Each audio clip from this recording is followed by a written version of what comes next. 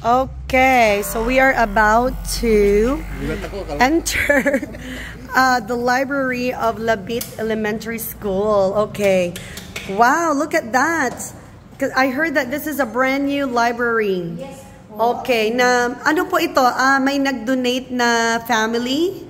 Yes, wala dito po yung mga dollars po namin. Oh, okay. Okay. Si Madam Bukyo, ang pinaka-head nila yata.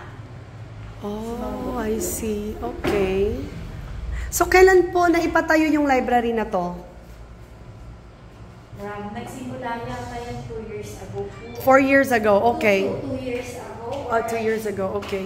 Kasi I heard, we were sa ano po, nasa Lipanto Elementary School din po kami. Yes. And parang galing din po ata dito si Sir Macaban. Yes po. Pero sinimulan ito po ng ibang school head. Yes. Si Madam Belio, pero natapos po kay Sir Macaban. I see. Okay. So, meron namang mga books. May nakikita din akong mga books na ginagamit. Hindi po nila nagbigay po sila Madam. Okay. So, do you need more books? Pwede po, para may mga reference po yung mga bata po namin. Ayan. Okay, So, I'm guessing that this is a functional library po. Ano, pumupunta talaga dito yung mga bata. Lalo na pag kailangan po namin kasi may internet na rin po. I see. Okay. So, may mga bata naman na nagpupunta talaga dito na nagbabasa ng mga libro ninyo.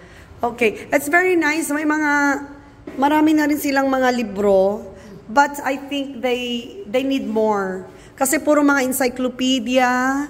And then, okay, these are all chapter books. Marami akong mga picture books. Okay.